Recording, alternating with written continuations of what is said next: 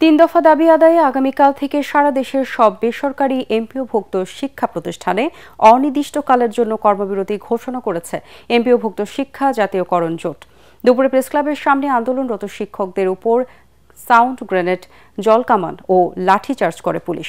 এ ঘটনায় কয়েকজন আহত ও আটক করার কথা জানায় আন্দোলনরত শিক্ষকরা। পরে বিকেলে কেন্দ্রীয় শহীদ মিনারে সমবেত হন শিক্ষকরা। তাদের সাথে একাত্মতা প্রকাশ করেন এনসিপির নেতারা। তরিক ইসলামের রিপোর্ট।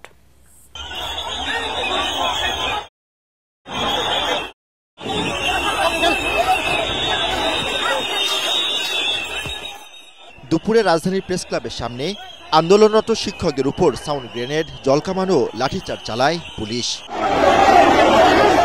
শিক্ষকরা বলছেন, সরকার প্রতিশ্রুতি দিলেও তা বাস্তবায়ন না হওয়ায় এই অবস্থান কর্মসূচি, যেখানে অতর্কিত হামলা চালায় পুলিশ।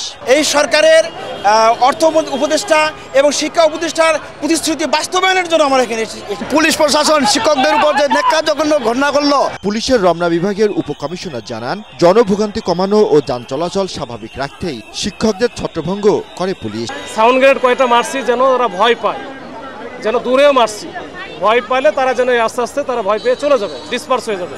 তো আমরা এইভাবে ডিসপার্স কয়েক দফায় করা লাগছে, বুঝে করা লাগছে, কখনো ভয় দেখে করা লাগছে। এদিকে কেন্দ্রীয় শহীদ মিনারে শিক্ষকদের আন্দোলনের সাথে একাত্মতা ঘোষণা করেন এনসিপির নেতারা।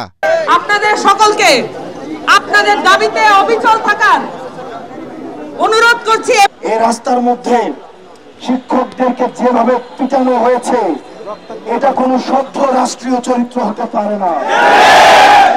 এটা কোনো সভ্য রাষ্ট্রীয় চরিত্র হতে পারে না। অনীতি বিলম্বে এই হীন কাজের জন্য তাদেরকে ক্ষমা চাইতে হবে।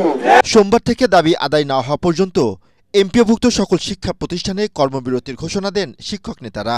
আগামীকালকে থেকে সারা বাংলাদেশের 30,000 এমপিওভুক্ত স্কুল, কলেজ, মাদ্রাসা এবং কারিগরি সকল শিক্ষা প্রতিষ্ঠানে প্রজ্ঞাপন জারি না হওয়া পর্যন্ত লাগাতার কর্মবিরতি করবে।